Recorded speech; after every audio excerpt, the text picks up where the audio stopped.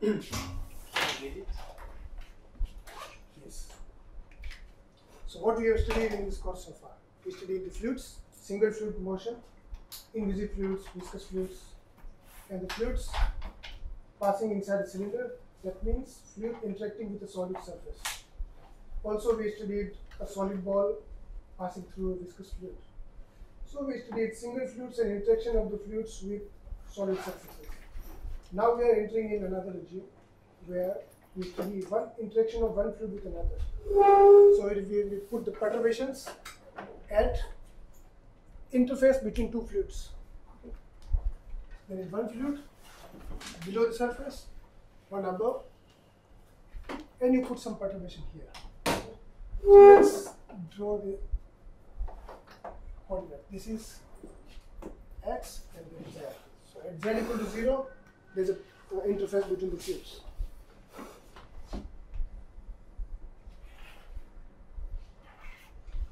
We give a perturbation here, okay, which is a function of x and t. An example of this kind of system? There are many. Two fluids interacting. Yeah. Clouds. Clouds. Right? Oil, water. Oil and water. Simple water and air. Okay. Yeah. Okay, you told me about clouds. What happens when the clouds interact with cloud is water vapor, right? It interacts with the wind around. So that is the two fluid. What happens when wind interacts with clouds? What do you observe? Since your childhood, what do you have observed? What do you see at the interface of the cloud? The clouds separate those wind. Separate? Separate from what? I don't understand the question. If there's a cloud, Yeah. if there's a wind, and there's interface and both are flowing with certain speeds. For example, this is, let's say, speed u and this is u prime. So what do you see at the interface of the clouds? They are getting ripped. Ripped apart. In what form? Okay, so they're getting ripped that you see. It's not smooth surface generally. Yeah? Sometimes you see this kind of structure, right? Like this. I'm very bad at drawing like this kind of structures of the clouds. So this is called Kelvin-Helmholtz instability. This is one of the instabilities that you study today. What happens at the interface? So let's consider a simple system. Two incompressible fluids below and above.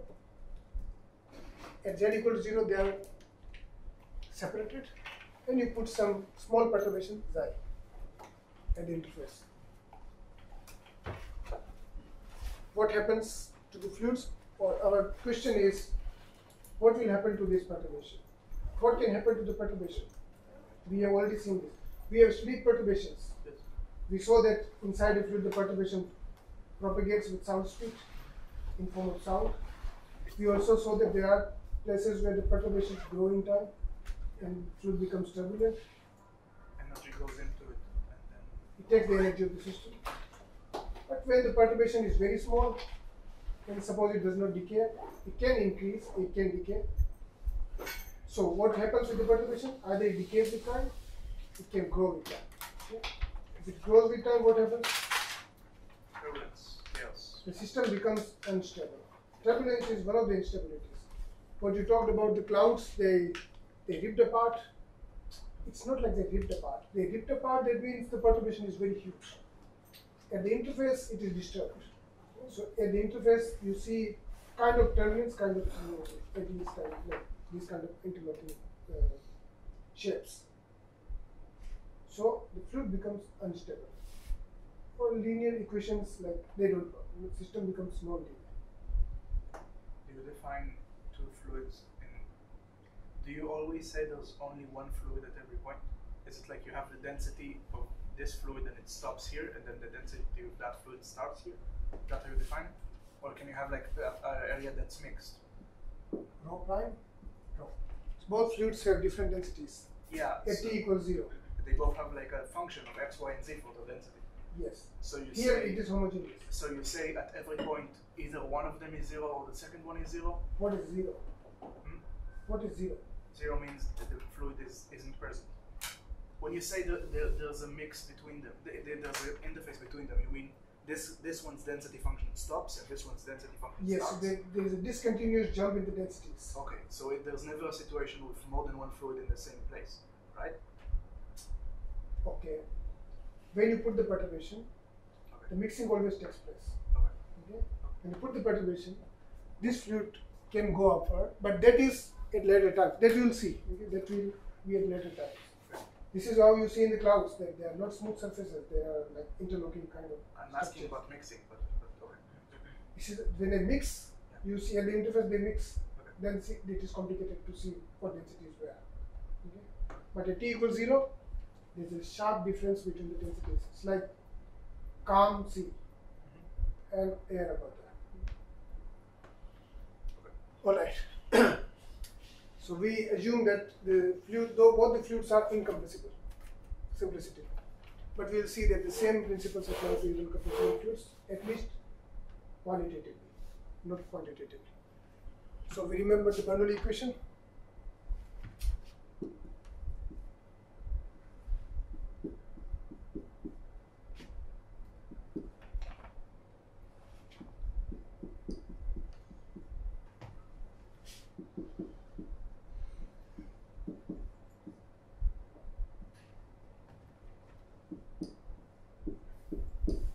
Okay.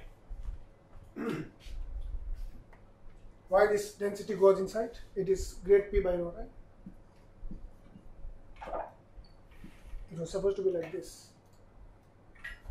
Why density goes inside? We assume a constant Density? yeah, not except the volume. Incompressible fluids, you can take it inside because density does not have gradient. Okay. We derived this equation, I think in second or third lecture. This phi is now gravity. We induced gravity. Okay. Gravitational potentials. And this phi is velocity potential. And we assume that velocities do not have curve.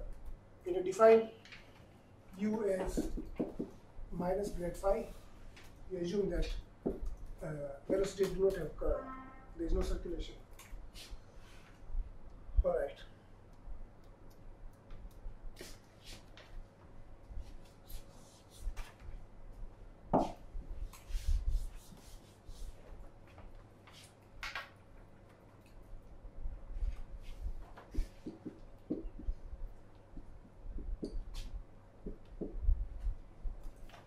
U is the velocity of the lower fluid at t equals to 0 or at z equals minus infinity.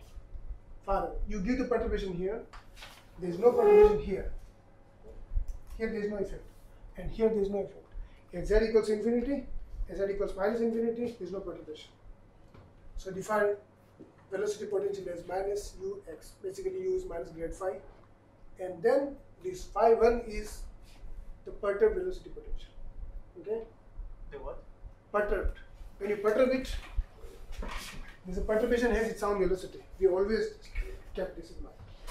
So this phi is the total velocity potential. This part is unperturbed one. This is the perturbed part, small. Okay. Similarly, phi prime.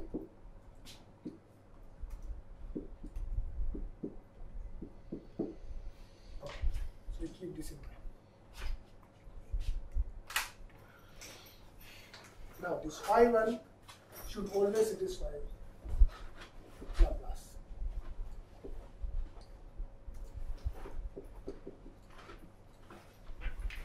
Again, phi prime or phi 1 prime is also, it does not have curl. Curl is also 0 for the perturbation as well. Okay. Now if you give the perturbation, we already studied. When you give the perturbation in the system, system resists. So this is a kind of oscillating motion of the perturbation. This is how oscillating nature of the perturbation. So we define same kind of perturbations what it is defined during sound. So there are three perturbations here. You see three perturbations? One is I. Xi is just the displacement along Z. And phi1 and phi1 prime.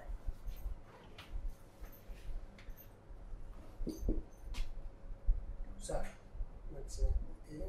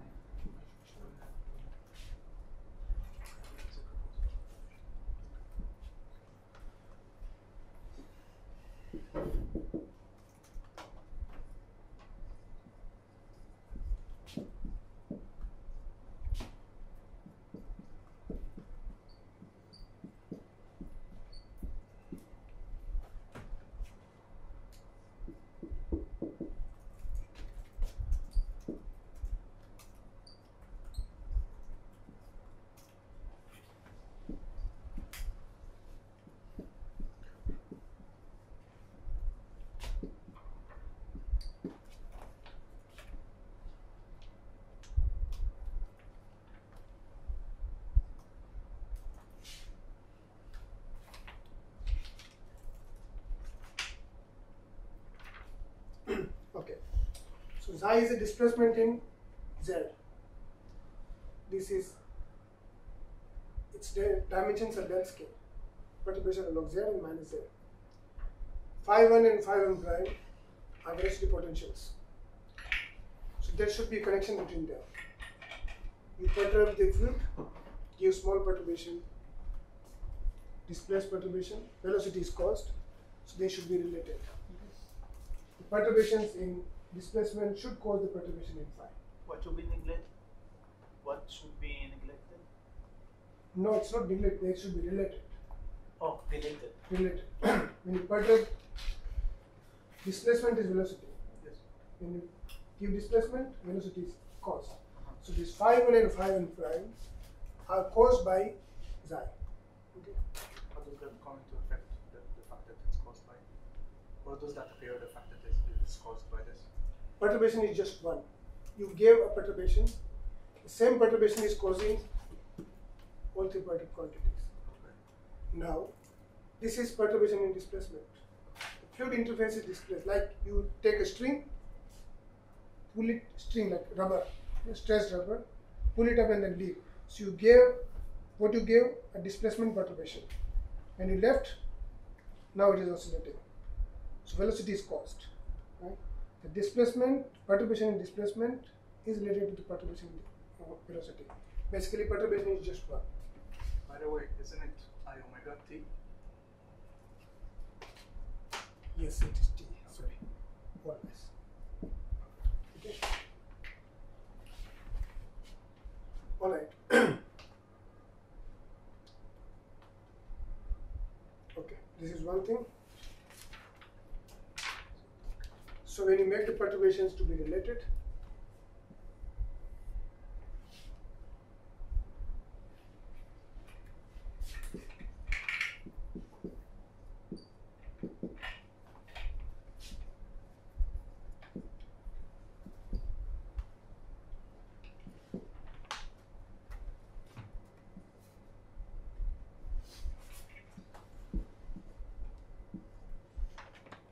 X. What's that?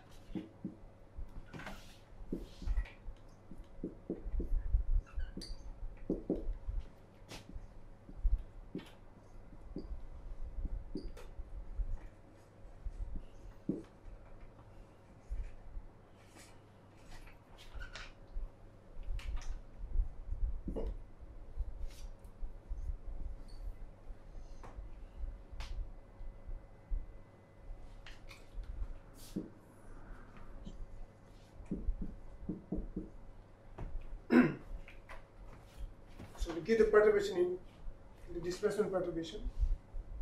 Its total time derivative should be connected with how the velocity potential changes in Z. This is how they are related. Now, they are different at the two interface, while the perturbation is just one. So our purpose is to find these three coefficients. while the perturbation is just single, and everything in the fluid should be defined by the given parameters, we should be able to independently obtain K, C, and C prime. Okay? Is the fact that it's related the reason that you have Kx and Kz of the same K? Because you say it has to be of the same period? Same period. You have Kx on the phi and phi prime definition. You have plus Kz and minus Kz. That's the same K from the Kx? Yes. Okay. Because it's the same perturbation. Because yeah, it causes that. Yes. It's supposed to be without an I? It's like an exponential thing? Yes. This factor is coming only because when you go at infinity and minus infinity, Yeah. it should go to 0. This is why the velocity potentials have been kept. But then why is it plus Kz? If you have Z going to infinity, then it should be. Oh no, it's because that one is defined. One is below, minus, that one is plus. Yeah, okay. Okay. No, fine. Okay. So it's clear? This is periodic part. This is just the exponential decay of the perturbation. Yeah. Okay. But it does not come in xi because xi is in x. Okay. Xi is a function of x and t. Xi is not a function of z. Okay. It's only the interface. By this definition, we always say that the perturbation is so small it does not go along z. Okay. So small that it doesn't. It doesn't propagate in z. Okay. It can only affect on the interface. There should be an addition condition, like right in the middle. Additional condition what? I mean, is there a continuity between both of the? Yes. What is the continuity? So you should stick the. No, it's a good question. What continuity? Like the. Both of the perturbation should be equal right in the middle, and the. It's just one perturbation. What do you mean by both perturbations? Perturbation is just one in the interface, the two fluids. Okay, so their velocity, like, should be the same right in the middle. Velocity of what? Velocity of both the fluids? No, the Perturbation. Yes. See, perturbation is just one perturbation, okay? You just perturb the system. Now, and we have assumed that it is periodic. So it is so small perturbation that it behaves same along both the fluids. I guess you are asking about what is the continuous between the two fluids. Yes. What should be the continuous between the two fluids? It can't be the velocity because you have. Velocities are different. It's defined. Velocities are different. Yeah, In some specific case, they can be same. We'll Okay. talk about them in the specific cases. So what is it? Pressure? Pressure. Why? I know. Because if you don't give perturbation, system is stable. So pressure is continuous. Because you don't have a pressure potential. You Huh? don't have movement. Okay. Your body is filled with fluid. Yeah. It's mostly the bonds, etc. But suppose it's fluid. And there is fluid, and there is atmospheric pressure outside. They are equal to each other. If you go in space, what will happen? Eyes will come out. Why? You may blast as well because there is huge pressure inside. So, for two systems or many systems in equilibrium, the pressure has to be continuous. Okay? So pressure is continuous. We will use this fact later on. Okay. Alright. So what you do here, simple. You have xi, phi1 and phi1 prime. Take the derivatives. Exponential is simple exponential. And then here you have u and u prime. So you solve these two equations. It's straightforward. I'll just write it down. It's set out.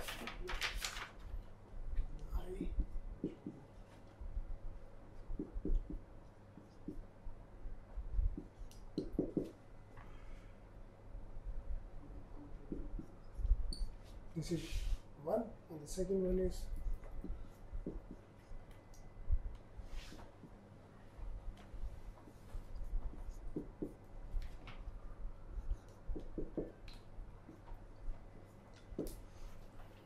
there is exponential kz part here, right? Which comes here, but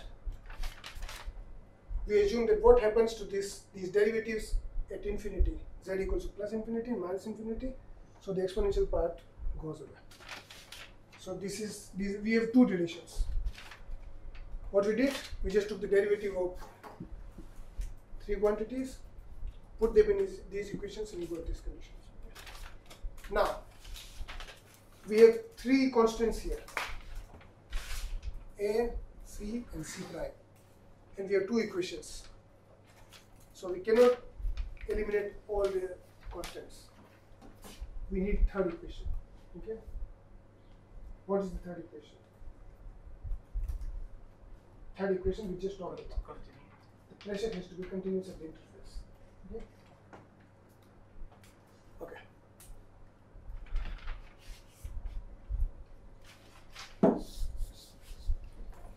Remove this part. How we use that? Okay. Before that, if you integrate this equation along the streamline, what you get is minus d phi del phi del t plus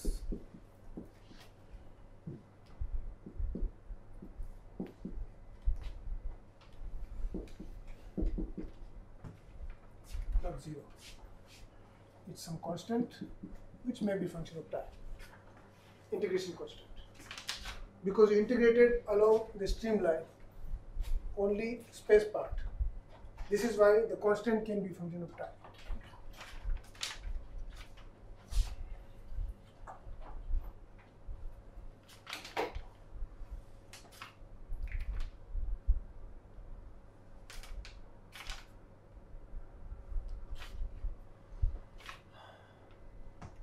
We can write the same thing for only the perturbed part.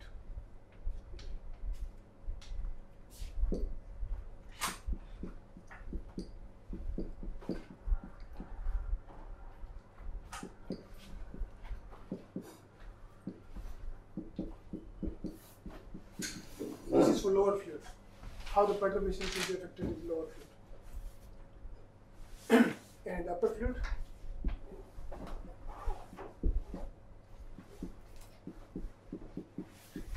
v prime square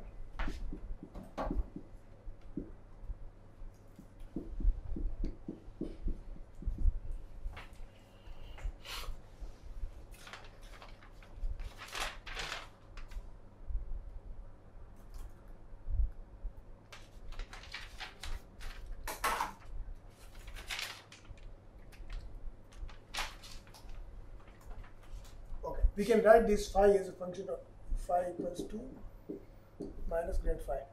How can you write this minus, because gravity is always conservative from gradient.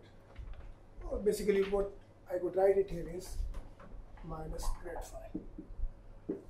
Okay, so let's write it just phi, grad. You can write total potential, but then you have to take the gradient. Just put the gradient here, basically the same thing. Then it becomes plus here, because it's minus grad phi. Okay. No, there is no gradient here. Once you integrate it, there is no gradient. Okay. This is how phi comes out. The gradient phi here, you integrate the whole equation along the streamline. Now there is just phi, but it is not. There are two phi's. So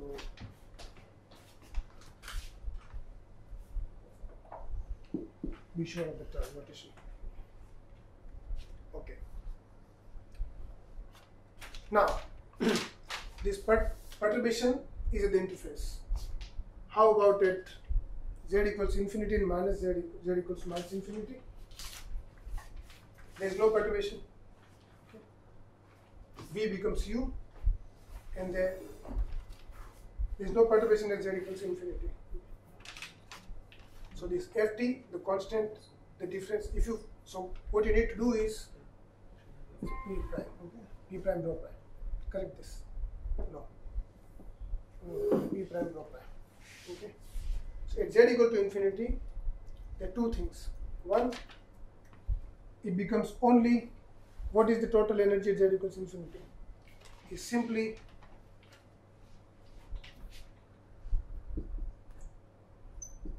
half u square.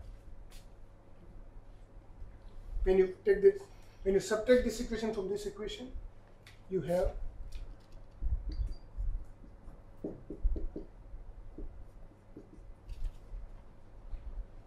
difference will come only in the form of square minus the prime square.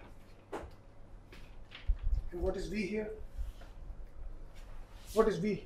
Velocity of the perturbation. Total velocity of the fluid. Perturbation's velocity is, this is perturbed part, it's gradient. So V is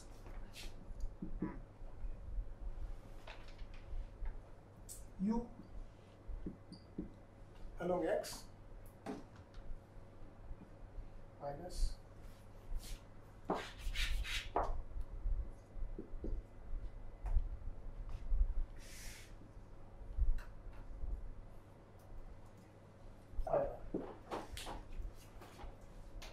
gradient of phi 1 is the perturbed velocity, previous velocity, that's V, and its square is square, and if you square this, you get U square minus 2U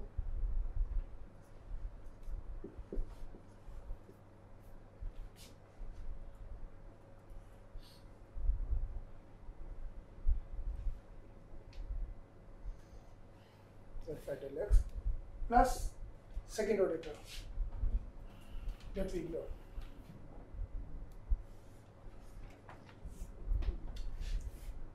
Similarly, for the lower fluid, what you have is So did you neglect the second order? yes, Why? it's U square, then it is okay, so let's have last time plus 2U plus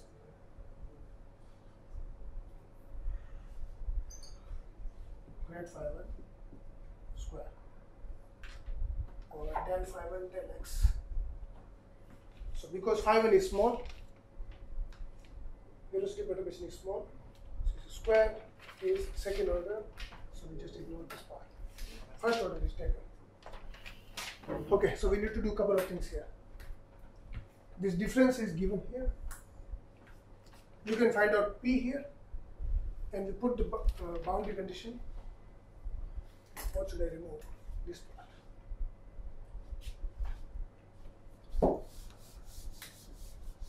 Boundary condition.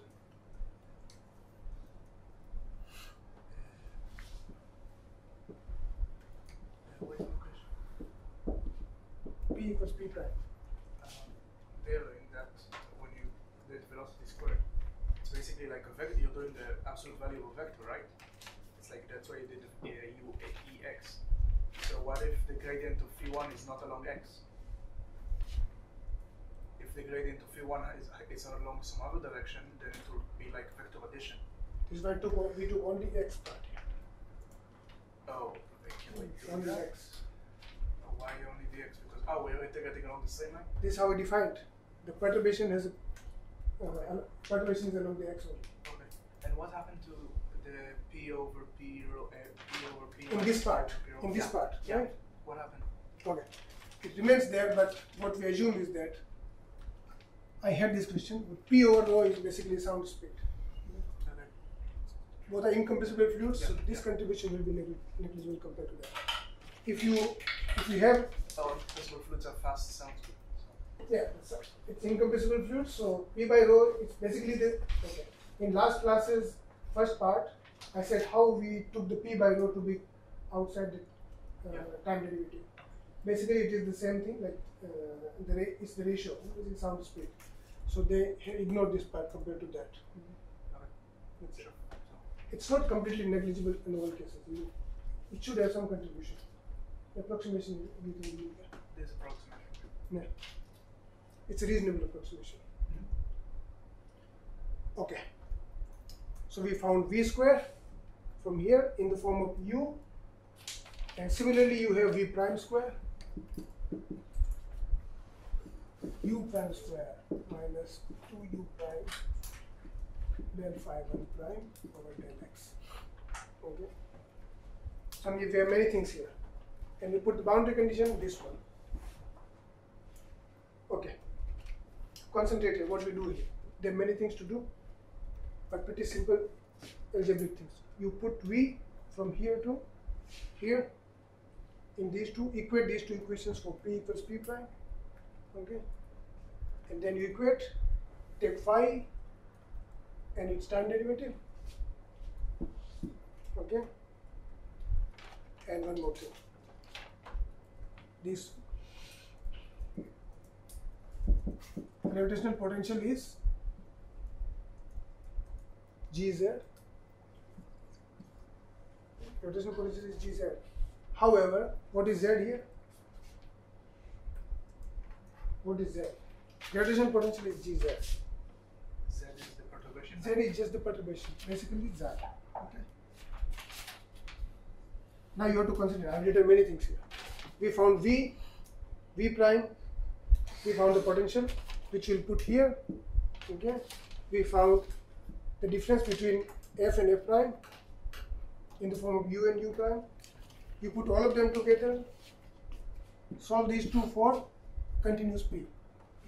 Equate these two terms for P. Okay. When you put everything, including this phi derivative and xi here, and solve it, you get final term. That I am writing directly, but it can be done simply. Just put these things here and then solve it. Why It did will take, you change Z with Xi? because Z is xi. This is Z. What is xi? Xi is just the perturbation in Z. Ah, okay. So what is the gravitational potential of the perturbation? This one. Okay. Okay. If you calculate the gravitational potential here, it will be Gz. But we don't care about that. We just care about the gravitational potential of the perturbation. So this equation is of the perturbation itself. 5 and 5 and prime. Okay. So what you do, V, F, put everything inside this, take out pressure, equate, so P equals P prime, will give you one condition. And I'm writing the condition directly. It will take about 10-15 minutes, which is unnecessary. Okay. So the third condition we find is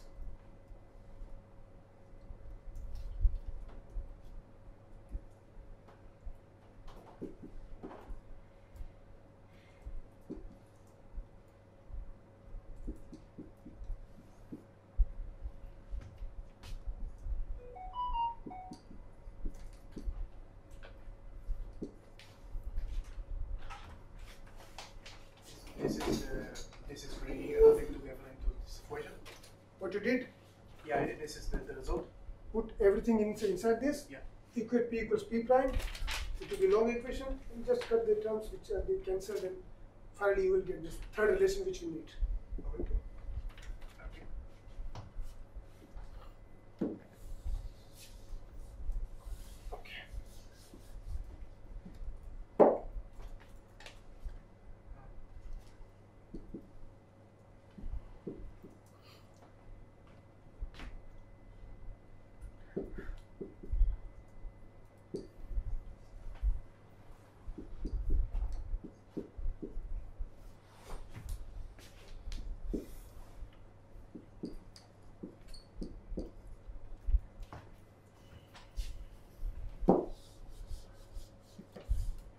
Okay. So we had two equations here.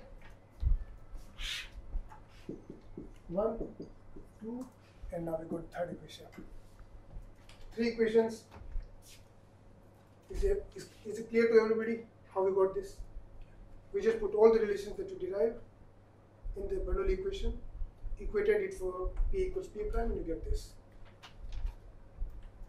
Pressure is already cancelled, P prime. Okay. So now we have three relations, 1, 2, and 3, and the three unknowns, A, C, and C prime. Okay. So you can, so this A, C, and C prime all can vanish, and ultimately you will get single condition. Okay.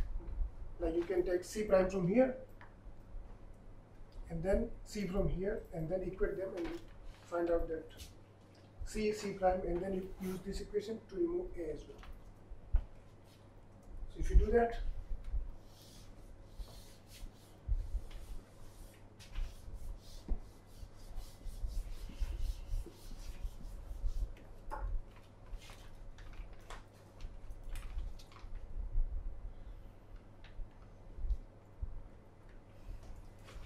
A, C and C prime can be removed from three equations, you get the final condition, which is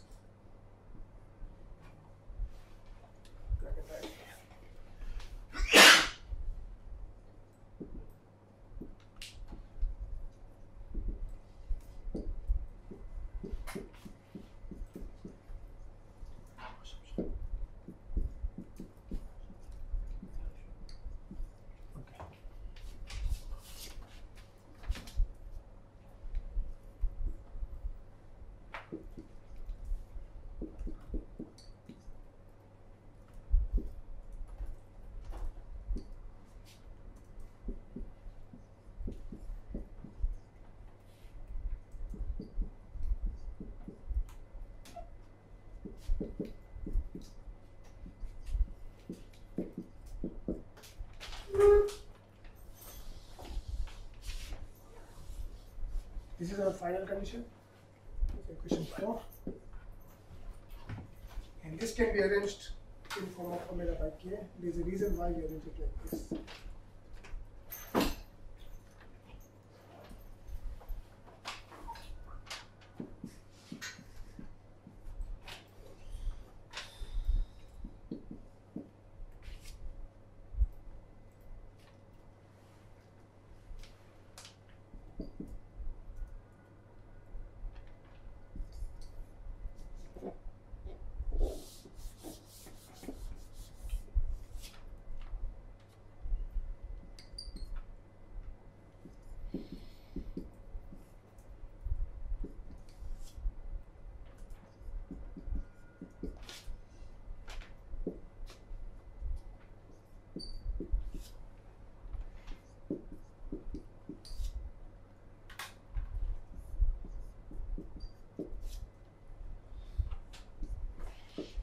Okay, what we did here. This is a quadratic equation in omega by k. If you take out k, it becomes omega by k. Open this is square. So omega, consider omega by k equals, let's say x. So it's a quadratic equation in x. Okay, like something like this. Ax square plus bx plus c equals 0. Okay. Then you can solve this for x. This is the solution. Okay, solution of quadratic equation. This is a solution of omega.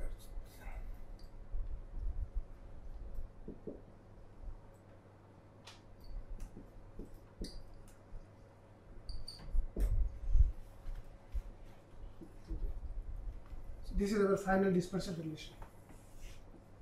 It's a dispersion relation.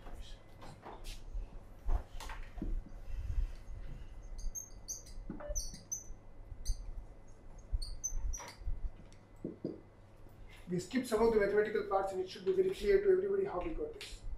Is it clear?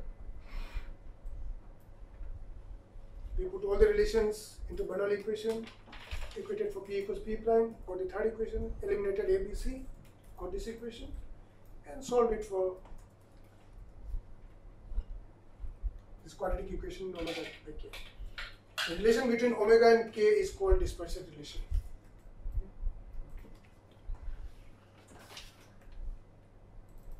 Okay, so this is our final relation for the wave properties.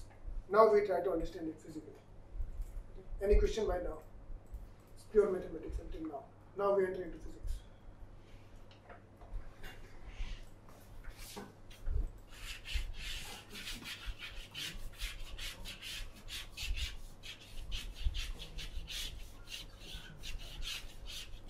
There is gravity here. Gravity is in this direction. Okay.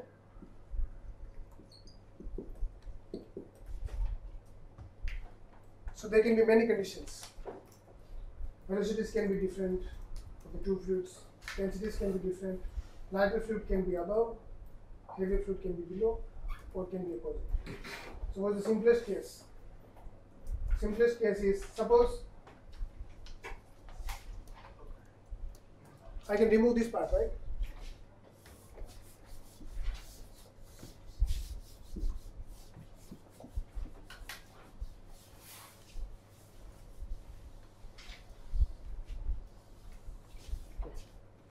Case number 1. u equals 0, u prime equals 0. Both fluids are not moving. They are static in the beginning. And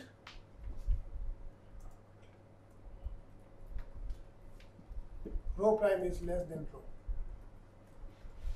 What it means? Rho prime is less than rho means the fluid above is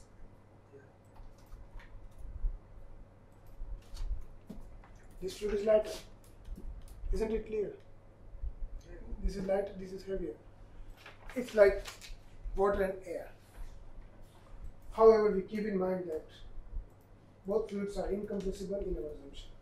Air is not incompressible, like water and oil. But we can talk about air qualitatively, it's fine. So that we have a picture in mind.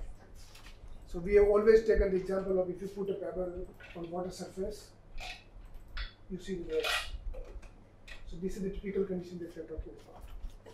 If you put u equals 0,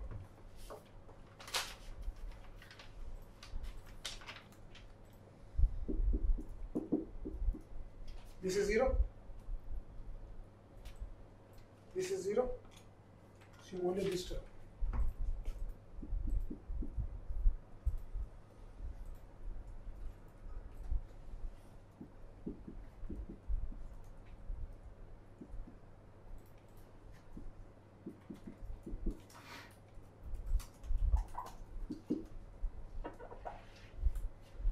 Okay.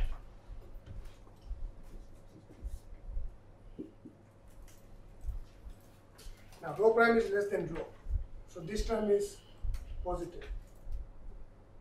So for real k is wave number which is always real.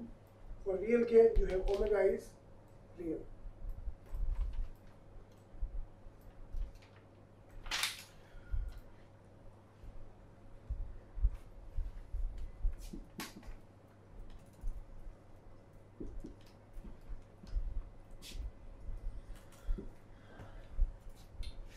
When omega is real, I write it in the perturbation. Real omega shows that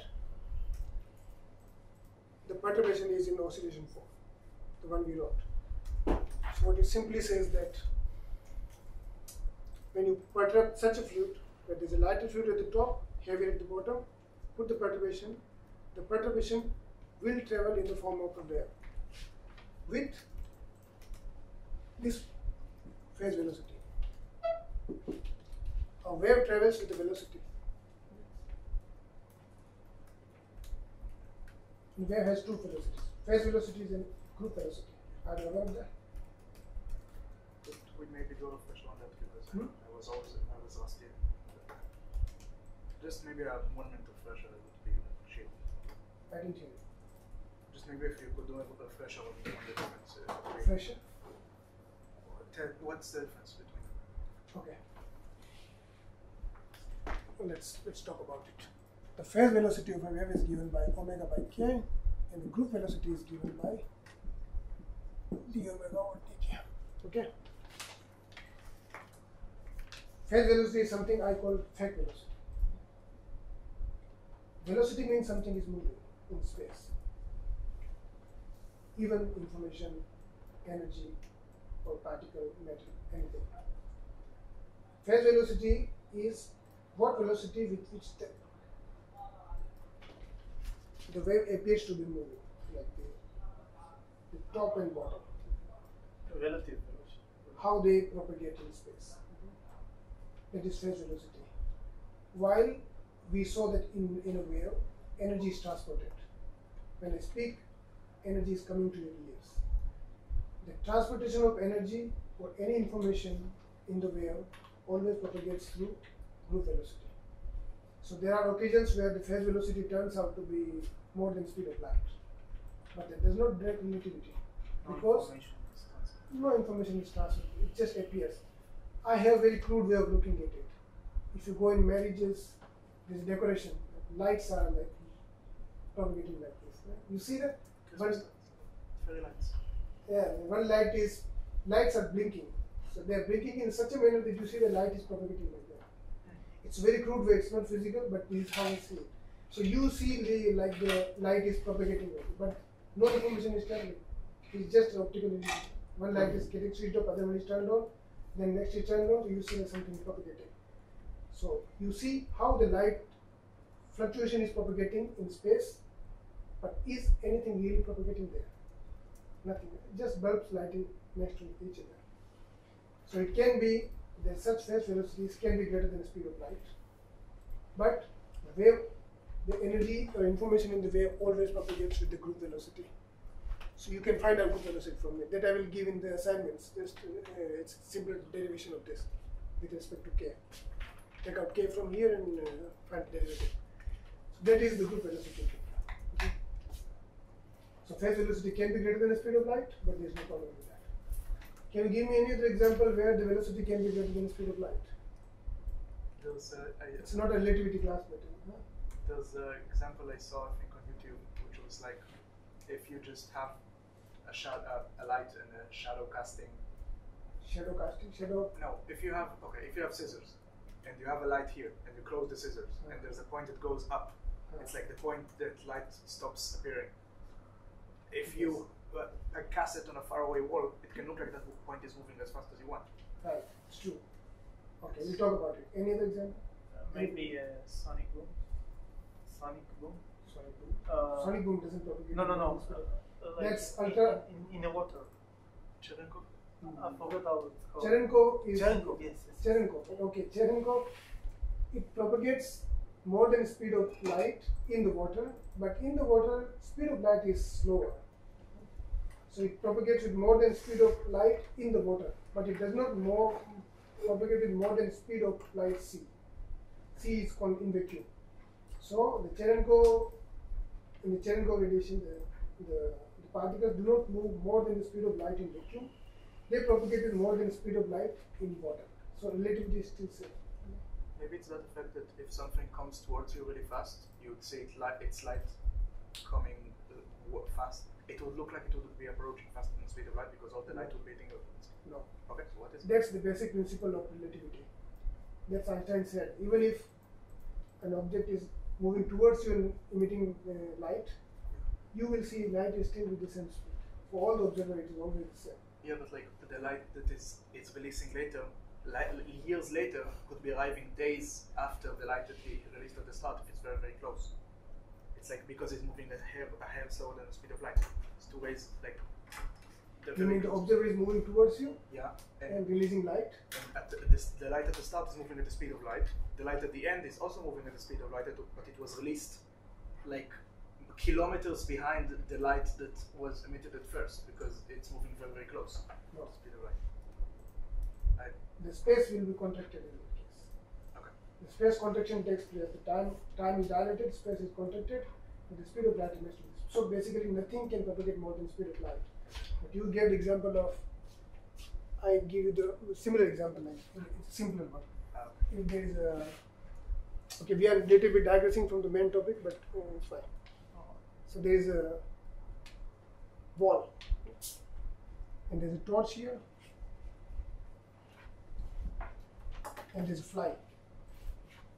Fly doesn't look like this, okay, but that's fine. So initially, the fly's shadow is here. Fly moves from here to here, let's say 1 meter. Its shadow goes here. So the actual speed of the fly is slower, but the shadow can move much faster. It can be infinite, right? You put the diaphragm here, the speed will be much faster. This is also, it can be greater than the speed of light. So is it breaking relativity? It's a very famous question. It can be asked in interviews. And I've seen many people having problem with that. I mean, the information is being carried by speed of light particles. It's like you see the point moving fast, but there was already a speed of light delay to reach that point. It's just like coordinating. It's not. I don't know. It's just an illusion. Yeah. What is shadow? Shadow is just absent of light from here. It's same like in the marriages, the lights are moving. That lights can also move faster than the speed of light. You just switch off the light and then switch on another one, next one. You can change this with infinite speed. So nothing is traveling from here to here.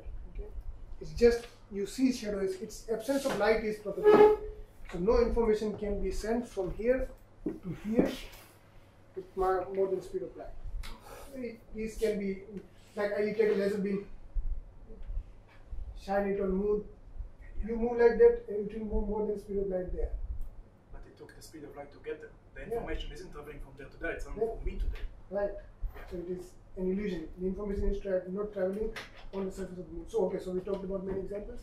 Similarly, phase velocity is also propagation of the peaks and bottom of the wave, which can appear to be faster, but the wave actually, the information is traveling with a group velocity. Okay? The concept should be clear. As much as mine is clear. Not more than that. Okay. So we concluded that when you put a small pebble on the water surface, what you are causing is this. Now it's real. You're pressing the water a little bit. So you see water is down a little bit and a little bit up in the other side. So you put up the perturbation and then you see the perturbation propagates outwards because omega is real, which means it's a wave. Okay? So it's not instability. Fluid is still stable, but it propagates with the wave. Okay? Now let's talk about other condition.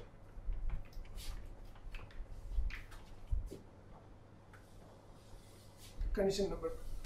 Also, these are called gravity waves. So condition 1, this is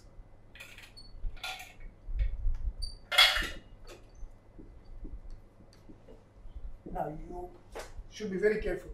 These are not gravitational waves. Gravitational waves are entirely different. They propagate with the gravitational fields, perturbed fields, and two stars rotate around each other and they propagate. This is gravity waves. So there's a difference between gravity waves and gravitational waves. There's no connection between them. Okay? Case number 2. Let's still keep u equals 0 and u prime equals 0. But rho prime is greater than u, rho, which means the upper fluid is denser, lower fluid is lighter. Omega is complex. Omega is complex and positive. Complex and positive. We'll see this. Okay, so just from here, this becomes negative, it's complex, positive. Omega is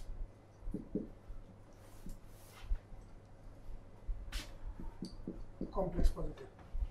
So I showed you if omega is complex positive, the perturbation grows in time. So there are two things, mathematical and physical. Physically, what will happen? Let's forget about mathematics. If you put a heavier fluid above, lighter fluid below, what will happen? It is not a stable condition. This heavier fluid will come down. It will always happen. So basically the perturbation is small. Perturbation always exists. You don't need to put a pebble to put up the perturbation. Even if there is no pebble, you don't put anything on the surface, perturbations are always there in nature, very small. When you put a pebble, you can see the perturbation, it's big enough to be seen. So perturbations are always there. Those perturbations grow and the fluid is unstable, it falls inside. So what you can see is, in the beginning, the fluid was like this. Later on, the fluid, this is the interface, it penetrates like this. So the heavier fluid comes down in the form of finger-like structures. If you have a laptop, you can just type relative instability. You have internet? Type. Yeah. What is stability? This is relative instability.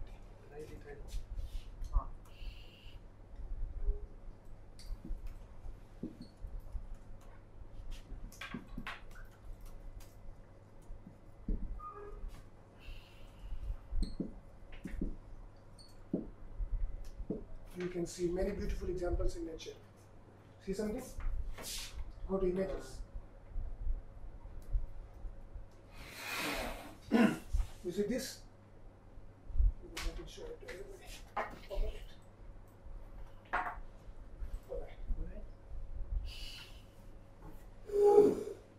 This is a very interesting picture. Everybody can see this? But there are two things here. It is more than what I wanted to show. Heavy fluid is above, lighter fluid is below. These are simulations like this. People can simulate these things. You can see it in real life. So initial perturbation is very small, and then it is growing. Fingers.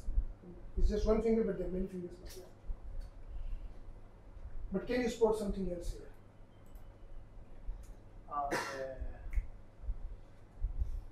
Kelvin Helmholtz. Yeah, that I will talk about next.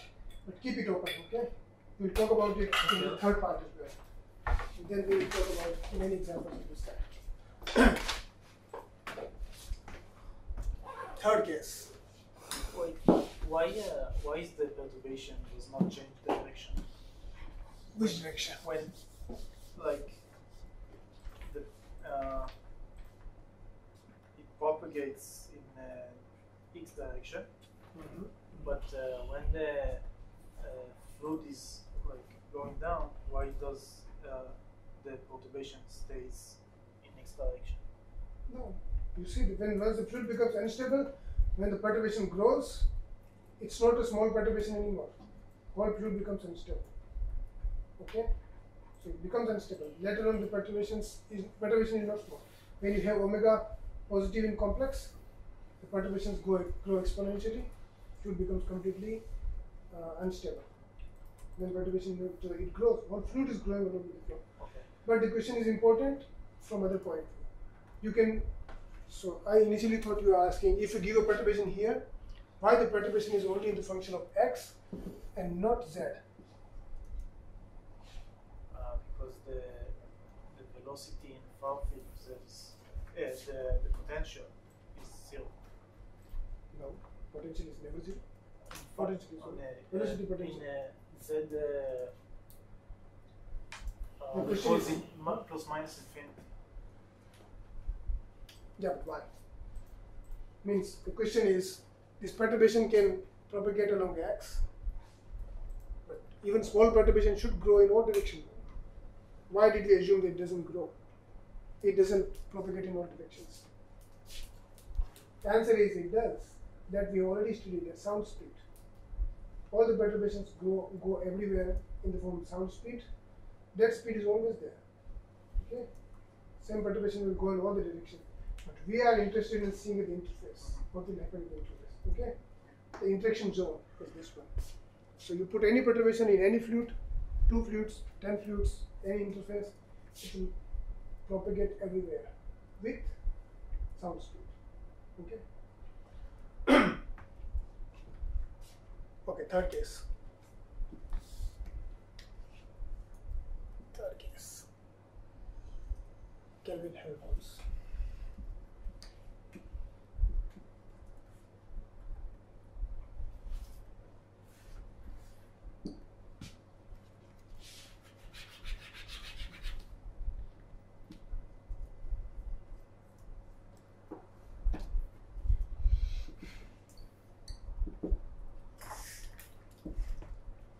Now we consider general case.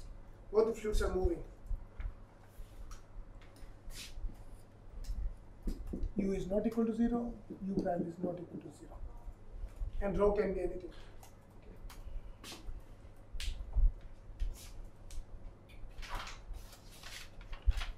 Now the whole equation is implied. Okay? General. When omega can be imaginary. Only when this complex part is negative. So what you can do is multiply this with. Do we know about which one is greater? Rho prime in this, right? We'll see it. And let's keep it general at the moment. The condition will come. It can be anything. The cloud can be above the air, General. below the air. So you multiply it by rho plus rho prime, divide by rho plus rho prime. Okay? This becomes square.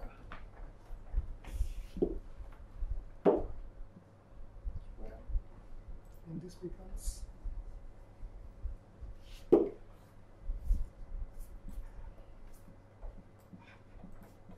okay. So that this comes out. From there we can derive the condition.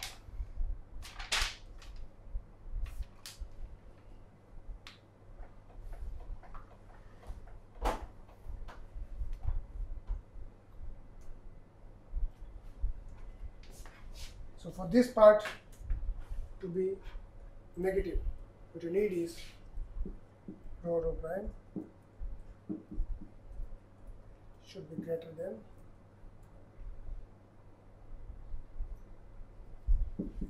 G by K square. Okay.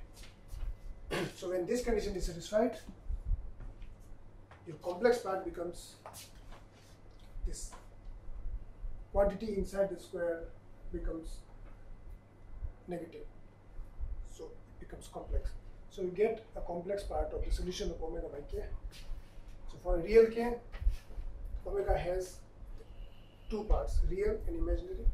The imaginary part is complex. What happens if the imaginary part is complex and positive? Instability grows. Instability grows. In that condition, the fluid's interface will become unstable. So open a new tab. Do not cancel that one.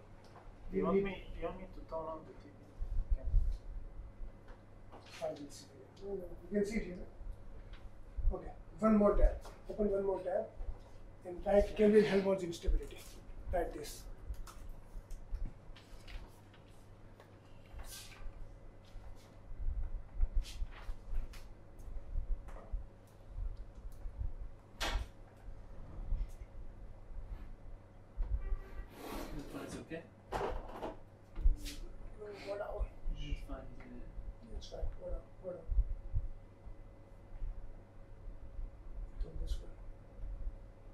This one.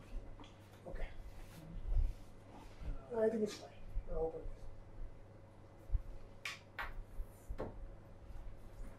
this. This is the typical picture of Kelvin-Helmholtz instability. There are two fluids, and once this condition is satisfied, if u minus u prime is very small, let's say 0, put this to be equal to 0. There is no velocity difference, okay, or very small. So that this is not greater than this. In that case, the perturbation cannot grow. You will see only the same kind of gravity waves kind of structure which is there. So then it will be kind of gravity waves, even in inverted fluids. Even with fluids with some speed. But they do not satisfy this condition. However, when the velocity difference grows, the air is flowing very fast near the clouds, it can become negative, and the imaginary part of omega becomes positive and complex, or the imaginary part is complex. Then you see this kind of instability. Because the perturbations grow, the interface becomes unstable. Okay, this is one thing. But we have one more picture.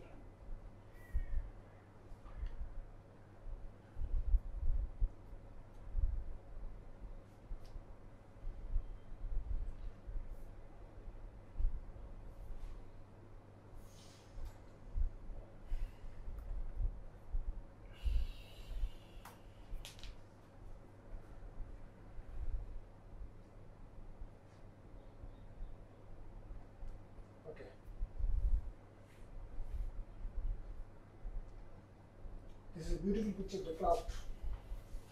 You see these kinds of structures in the clouds? Yes, so much.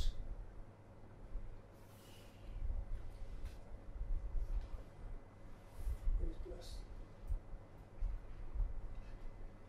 The black part you can also. Okay. You should be able to see this very frequently. You remember this kind of structure. This is typical Kelvin-Helmholtz instability. Now next time when you see them or anybody asks, you know it's internal mathematics and physics behind this. Just now, until now it's an art. Now when you understood this, now it has become science. Interesting thing was, in the previous picture,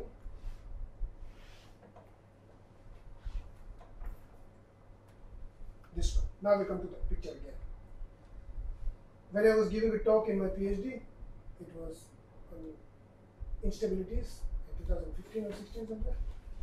So I gave a talk that this something similar picture was I showed. And somebody asked the question in the audience. In the relateral instability, when the heavy fluid falls in the lighter fluid, I didn't show the picture I guess, but the question was there. When it falls inside the lighter fluid, what will happen? So when there is a heavier fluid here, heavier fluid, lighter fluid. This fluid falls inside, making finger-like structure. This fluid goes up, making a finger-like structure. But when this fluid is going inside, so another interesting thing is happening. This is the interface now, right? Yes. Do you see that? When it is falling inside, let's make it bigger. Long finger. Okay? This is fluid, this is rho prime, this is rho. Now this is rho prime because rho prime fluid is falling down. So now, previously this was the interface between the two fluids. Now this is the interface between the two fluids, isn't it? And now, even if initially there was no velocity difference, it was not fluid. The velocity was 0, 0, no velocity. But now there is a velocity here. Okay. So there is a relative velocity between these two. See that? Now you get very clear. So in the Rayleigh-Taylor, you should get Kelvin-Helmholtz here. This is what you are seeing there. Okay. So in one picture, show the picture again. Now you can see here both.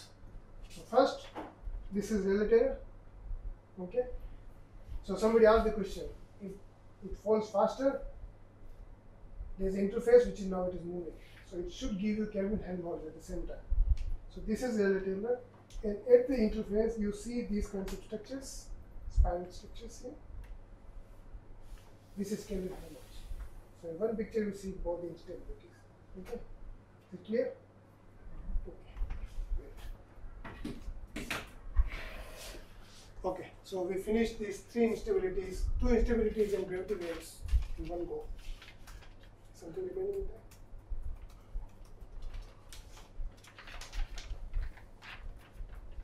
All right. Any questions?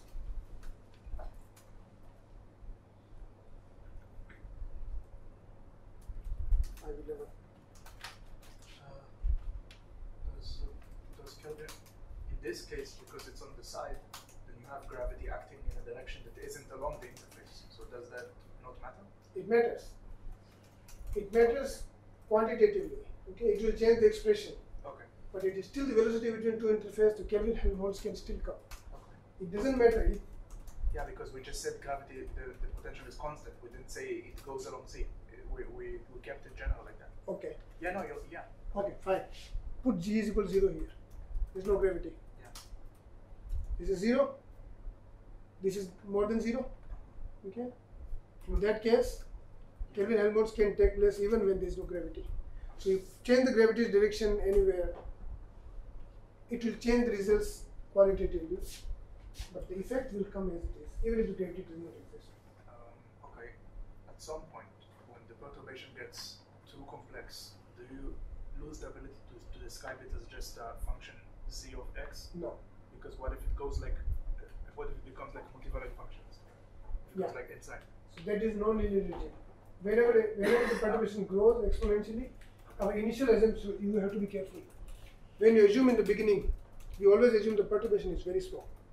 But now we reach the conclusion the perturbation grows. So there are two things. Perturbation is very small. All the equations are based on this assumption that perturbation is very small. But the perturbation is growing now. Now it is not small. So once it has grown, none of the equations work. The system is non-linear. You cannot neglect second order terms. You cannot even consider the equation. It's not even perturbation anymore. Okay? System can disrupt at any scale. When in relative instability, whole fluid is falling down. Now it's not small anymore. But the prediction that it will become big, that has come from the small perturbation. Okay? So our analysis is always correct. It is leading to good predictions, but it does not describe the system at later stages. And we have no way to describe a system like that analytically without the solution. It's just Analytically, I don't think it is easy. Okay? But numerically we can do simulations in it. Yeah. Sure. Okay. Okay. Analytically we can predict this will be unstable, and the predictions work very well. Okay, so next is, we have time, a lot of time. We'll look at, have you heard of D-level nozzle? Now we are a little bit entering into astrophysics. Okay, next 2-3 lectures will be on astrophysical implications, but it will be a smooth transition from general fluids on the atmosphere. And see, we are already in the sky, right? Looking at the clouds, so we are going above a little bit, and then we reach stars in 10-15 minutes. Okay, so we consider one-dimensional flow in D-level nozzle. D-level nozzle is any flow of this kind. The cross section, the pipe, whose cross section is not constant, but it is decreasing and increasing. Okay. So what will happen to the fluid in such a cross section? It's an interesting physics behind this. We'll look into this. So you want to take a break now? It's a good time. Okay. 15 minutes is enough? 20. We'll take 20. 20. אם זה 21, אז יש לנו יותר מ10 אז שופט. לא, מתי הוא כמה אנשים? לצוות. זה לא לצוות, זה משך אנשים. צריך $200 שם.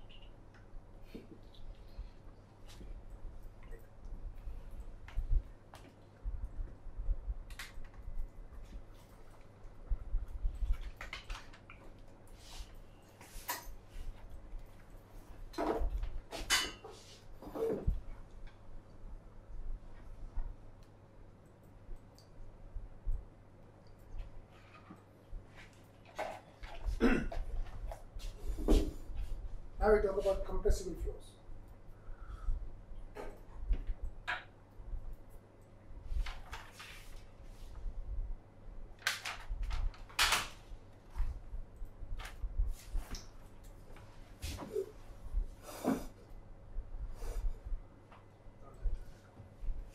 So consider an arbitrary flow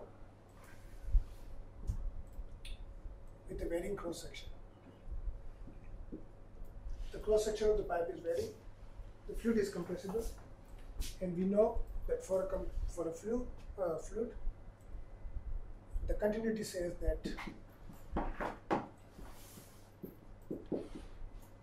or density, the continuity says that this quantity is constant.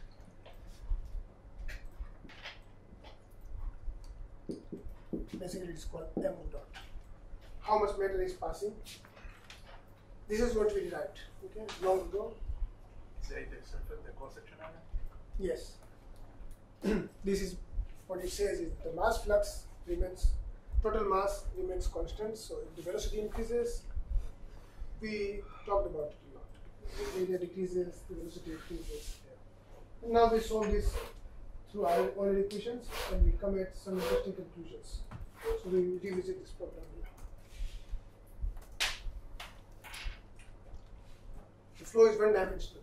Let's say X.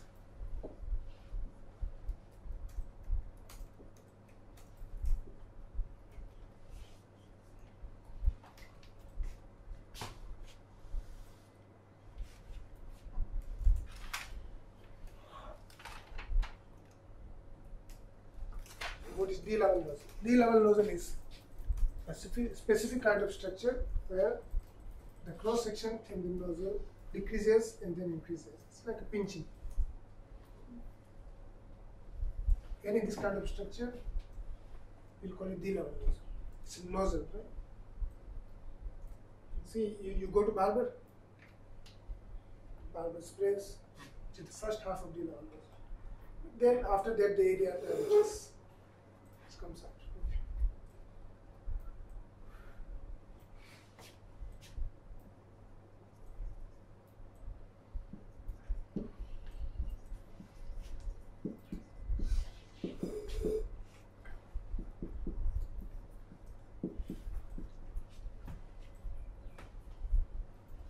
Now keep the rho outside because density can vary. This is Euler equation in one dimension, and there is no gravity. write it like this. All right. Take the log of this equation. Can you take the log of this equation and take the derivative?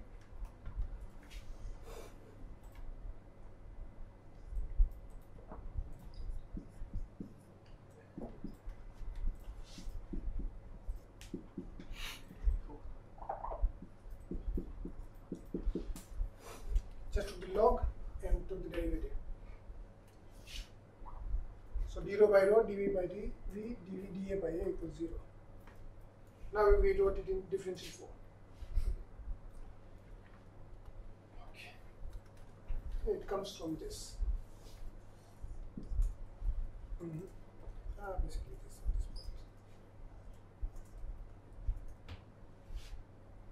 Okay.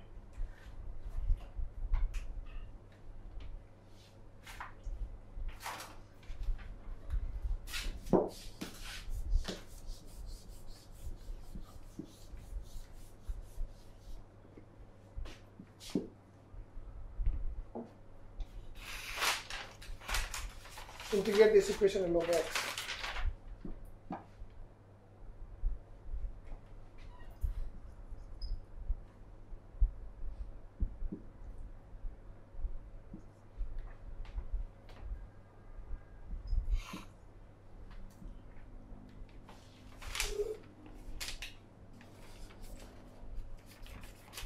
And put the integration constant to be 0. And we know the sound speed. C square is dp by dr.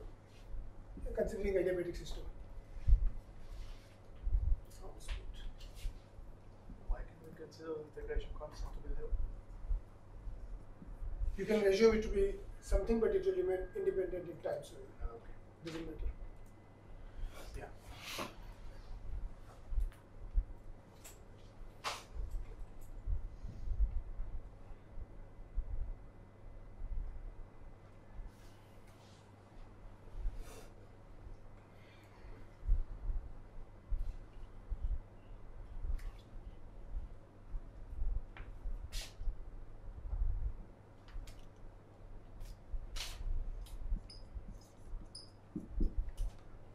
dp is c square dr.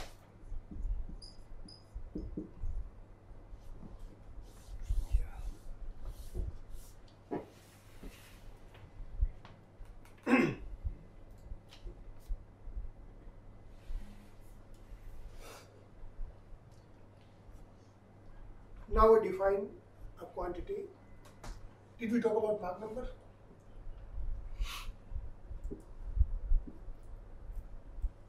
Mach number m.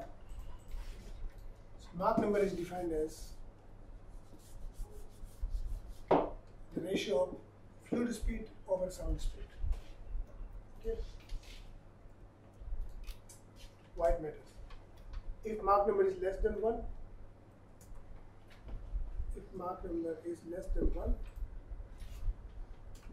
U is less than C, and the fluid is called subsonic.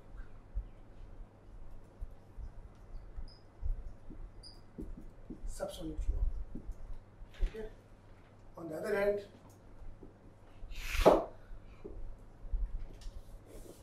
if m is greater than 1, that means if U is greater than C, m is greater than 1, flow is called supersonic flow. Have you heard of supersonic flow or supersonic speeds? Where have you heard?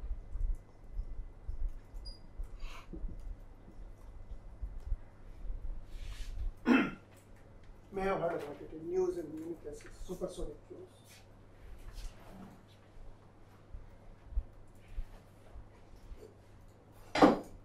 Where? Have you heard of supersonic speeds? Yeah. The waves course. In the waves course. Waves course. No, in the news. Oh. Yeah, sure. Missiles and stuff. Hmm? Missiles, airline Missiles. trying to build. Hypersonic missiles. Yeah. supersonic missile. Rockets. Okay, we don't talk about missiles because if the perturbation can grow in the hearts. Let's not talk about that. Okay, anyway. So, rockets, etc., they propagate with supersonic speeds. Talk about Concorde if you want. Talk about that one supersonic airline. Supersonic? Concorde, I know. What is Concorde? It was a plane they built for like Yes, airliners supersonic, that is yeah. 10 times sound speed. No, twice. It was an airliner plane in the 80s. Okay. Never mind. Okay. I remember a rocket which was launched, they propagated with 10 times sound speed. Okay. And the planes flew, supersonic planes also there. So whenever they, now it is not a flow, okay? It does not mean m is greater than 1. Here, when the fluid propagates with more than speed of sound, supersonic speeds of the jets and missiles and rockets, that means the objects, they can also propagate more than speed of sound. We will come back to the objects moving with more than speed of sound because they induce a certain waves called shock waves. That is part of our syllabus that we'll talk about in maybe next lecture or next to next lecture. But right now we are talking about flows with more than or less than the speed of sound, subsonic or supersonic flows. Okay, so it is there, it is. And if I use the continuity equation, this one, I reach the condition del rho equals minus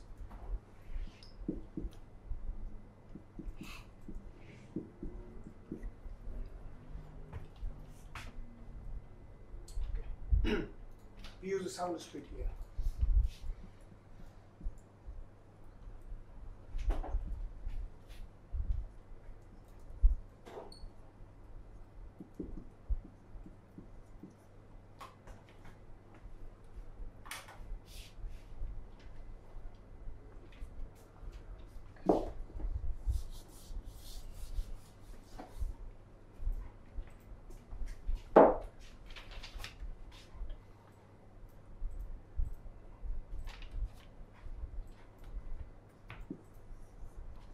This equation finally becomes q du plus c square.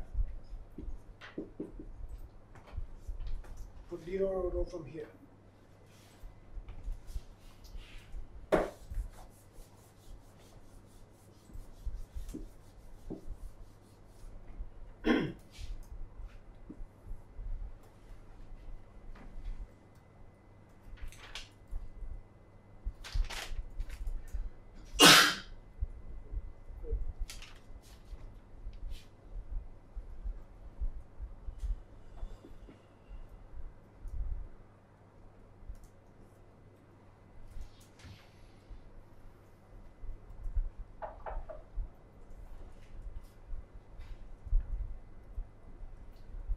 It's dv, okay, not u.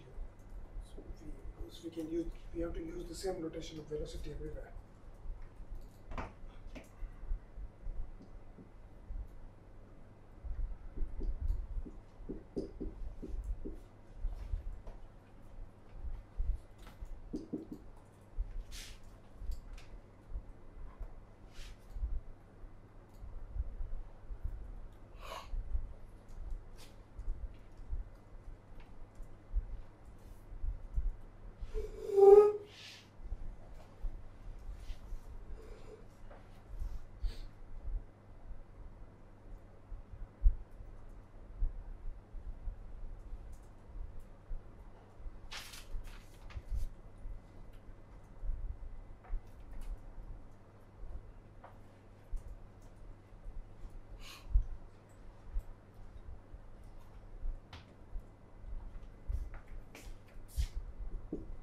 If we divide this whole equation by v square, I get dv over v plus c square over v square.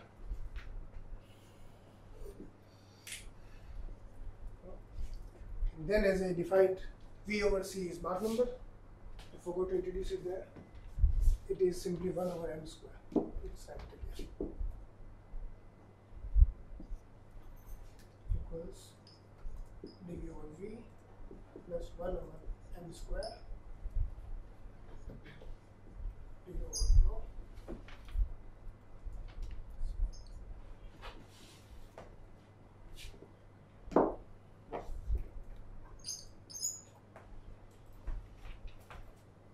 And now I put the in this E over rho here.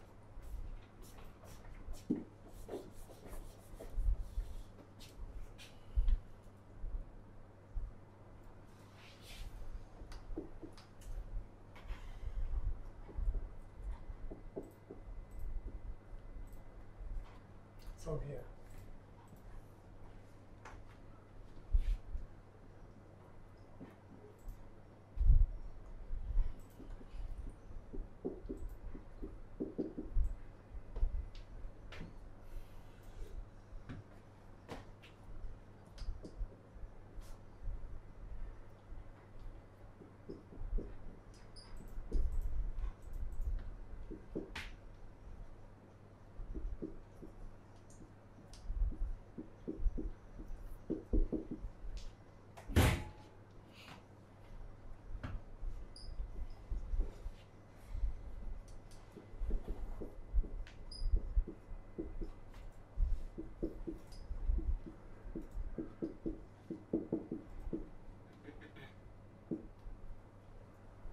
Not visible this side? Write it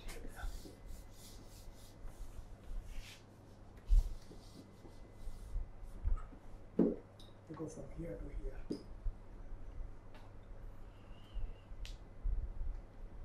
Take out m square common and it goes in 0. dV over V.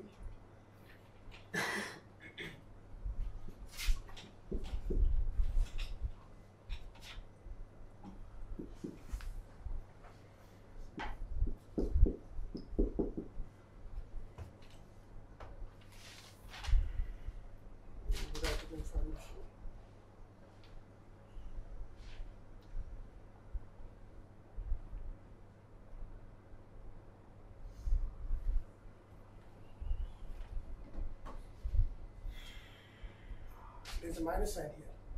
See, there's a mistake. There's a minus sign here. You are not noticing, you are just writing. So here, minus sign here. Okay? So,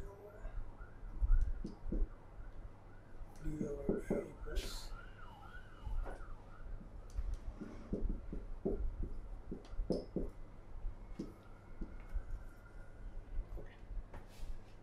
this is our final expression. The purpose of deriving this equation is, if you change the cross-section area, how the velocity changes.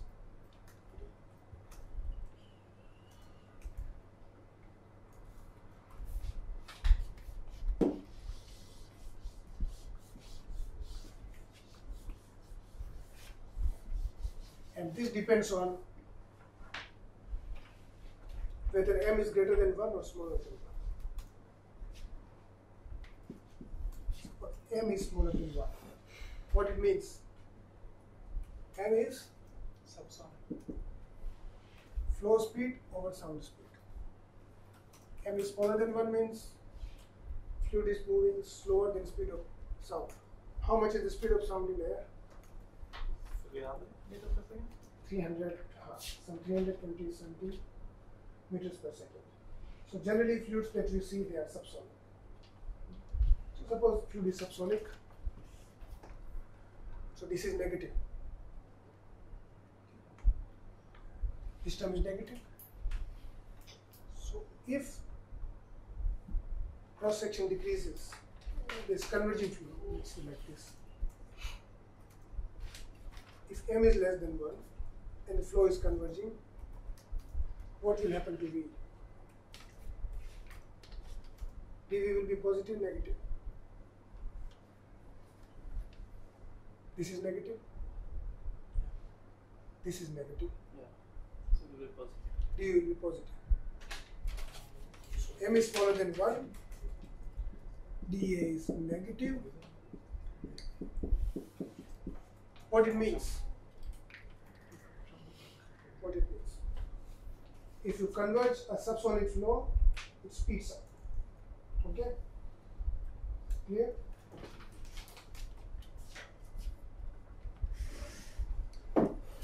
Same.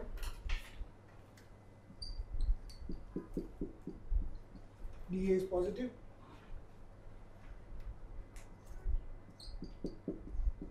D is negative.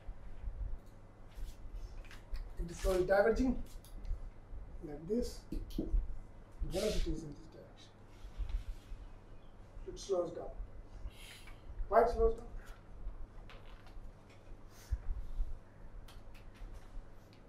Why it slows down? Physically, what's going on? You have same amount of energy but more area to deliver it on, so it's slower. Hmm? You mean mass number here is bigger than 1, right? Not small. No. I You mean, wrote smaller twice. It's different. yes. Mach number if Mach number is greater than 1, it's positive. No.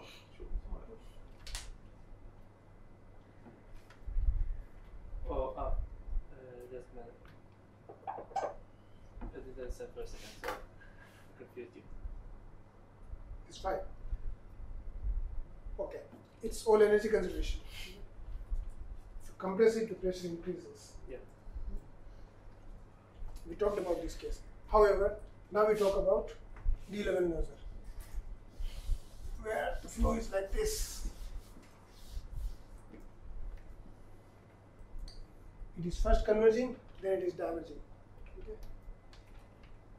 So dA is decreasing here. It is increasing here, this side.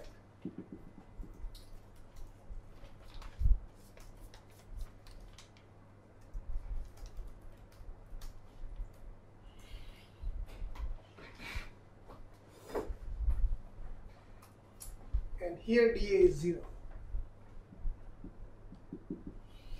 Okay.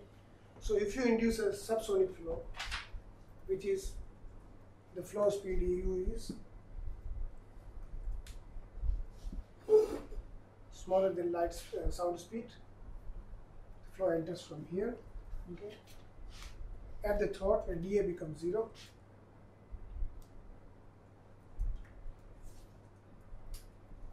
once it crosses this, the fluid becomes supersonic. The point where it becomes supersonic is called sonic point.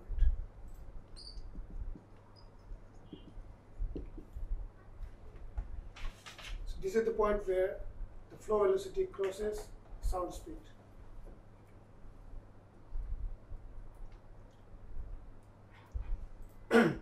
So supersonic regime, subsonic.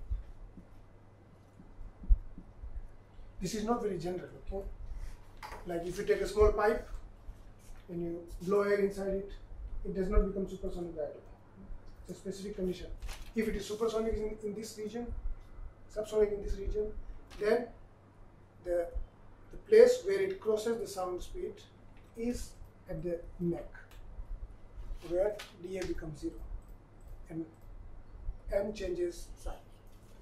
So from this converging diverging flow, if you inject a subsonic flow and it becomes supersonic in the other end, the point where it crosses the sound speed is the place where dA is 0.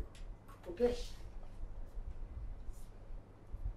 It looks like a simple condition, but it was one of the earliest models to explain relativistic jets. What are relativistic jets? Have you heard of jets? Like a jet of material. What jet? Lots of material moving fast against the background that's not. Jet, a typical definition of jet is there is a flow where it's collimated flow. If it is expanding a lot, it's not jet. If it's narrow, it's jet. Definition is like its width is 4 times smaller than the length. This is typical definition. Let's get. But when I talk about relativistic jets, those are the jets around black holes. The black hole accretes matter. We'll talk about black holes and accretion in matter classes. But it was seen that when there is a black hole, it takes the matter inside. Its gravity is strong. And it was seen that around the black holes, huge jets were seen. You can see it, and they are visible in telescopes. But in principle, black hole should be eating matter only. They should not emit anything. But it was always observed that the black holes do have very fast relativistic jets. So how these jets, first of all, how they are launched, what made them to come out of the system where there is very strong gravity. It was not known. It is still not known. Another question is how they are accelerated, how they gain the speed. So one of the earliest model was given based on the 11th nozzle. That around the black hole, the accretion flow geometry is like this. The matter is falling inside, and it makes some kind of converging diverging flow from here, like this. So when the jets are launched with very small speed, we are still not sure how they are launched. It's unsolved problem. But if they are launched with a small speed, and if there is this kind of geometry, they can quickly obtain supersonic speeds and they can be accelerated. This is one of the ways it was explained earlier, how the jets are accelerated in 1970s.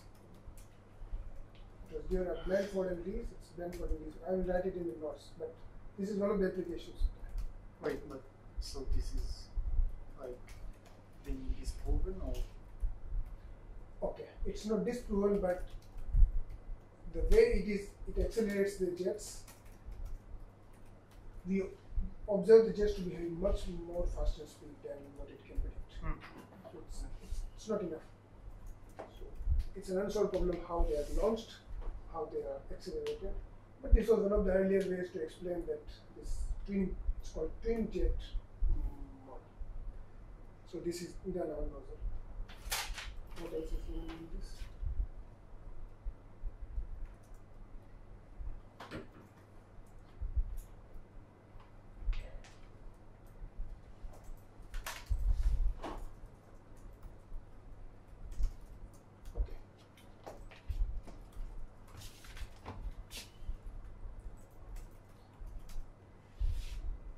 Should we continue to the next topic, or it is more than enough today because we've covered many topics, 3 instabilities and one-dimensional flows. If we continue from here, we'll talk about accretion flows around stars, how stars eat matter, and how the winds come out of stars. We can continue with that if you are not exhausted. Yes. There was something you said last lecture that there were 3 types of instabilities that we know about. There's Rayleigh-Taylor, there's the other one that has 2 names of people I'm in touch with, I don't remember. Kelvin-Helmholtz. Kelvin-Helmholtz, Rayleigh-Taylor, and you said there was another one that we don't have an analytical framework for. What is that? Gravity waves, but it is not an instability. No, only 2. Yeah. Only 2. לא, אמר שיש 3 ו1. Okay. There are many instabilities, not just 2. No, but you mentioned only 2. In the course, we covered 2. So you said that something about gravity waves is still unsolved. Gravity waves and so. What is it? When did I say this? I don't know. Never mind. Turbulence. No, I talked about turbulence. Yeah. Okay. So here we understand, okay, when you give perturbation in the interface, we analytically understand that the perturbations can grow. We found a dispersion relation, and we could conclude that the perturbations can grow with time. Turbulence is a bigger problem. If the flow is flowing, it is seen experimentally that if its speed increases, the perturbation inside the flow automatically grow. We'll talk about turbulence in maybe the last lecture I have because I did not finish it properly. But how the perturbations grow, we do not have analytic ways to see that yet. We don't know it. Why would a simple flow become turbulent suddenly at certain speed? Experimentally, we know it becomes turbulent at high Reynolds numbers. That is unsolved. It's not about gravity waves, it was turbulence. why can't you apply a simple model like what we did? We gave it an exponential. Say it again. Why can't we apply the same model we did before, like an exponential? You apply it, but the Omega. positive omegas don't come. Oh, They come at the interface of two fluids. okay. They do not come inside the single fluid. Ah, There is no reason why a fluid automatically will become turbulent. As long as I understand, there is not very clear understanding of this by now. But that was comment was about turbulence, not about gravity waves. Gravity waves pretty simple. sure. Nice. Okay, we can continue, but I think we have covered many topics today. So we should have energy to digest what we studied. Okay, and we can study about the flows in next class. The test is next to next week, right? 27th. 2 weeks. 2 weeks. Next week we'll finish body flows and Parker winds. I can explain what it is. When there is a star, like our sun has become sun by accreting matter from surroundings. It accretes. If a star is spherical, it accretes matter spherically. So the spherical accretion is called Bondi flow, solved by Bondi in 1952. We reach up to that solution. Are there any example tests to prepare, or only the homework and the lecture notes? Like if we understand the homework and lecture notes will be okay in the test? Homework and lecture notes. Yes. Yes. In order to prepare. Everything is in the lecture notes. Yeah, but are there like tests from previous years or other places that are similar to what we're gonna have so that we can prepare? Previous years? What? What is previous years? It's the first time the course is on.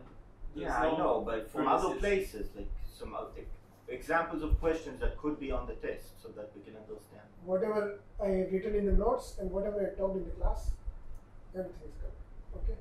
Okay. Nothing will be outside that. I was Until talk- turbulence. until turbulence, yes. What I was saying? Yeah, it's very turbulent. Star. Stars can do two things. It can accrete matter. Star has gravity. Similar to the jets, stars also emit winds, like solar winds. Sometimes when solar flares come, they disturb our satellites. They are that strong. From sun they come up to the earth. So stars emit matter, that is accretion, and the stars emit winds. It was not known how stars emit winds. It's same like black holes should always accrete matter. There should be no jets or winds. Similarly, it was not very clear why the winds come out of stars. It was, so we'll find the wind solutions as well. Both are basically the same solutions, accretion and wind. Change the velocity sign and we'll give two solutions that we'll see in the next class. So the wind solutions and the accretion solutions that we'll cover, and in the next lecture we'll cover the accretion of matter by black holes. That is not spherical, it forms a disk. So that's what I have kept in the astrophysical cases in the reserves. Okay, I think we should take this in the next class. It's enough for today. Any questions? Okay.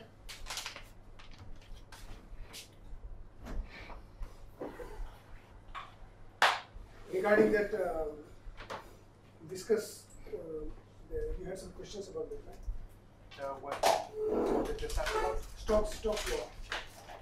Oh, something from a few weeks ago, right? You asked me something about Stokes law. I thought some people also have the questions of this kind. What do you mean? I don't You know. asked me about how we define the velocities in. Yeah, when we talk about Stokes law and the spherical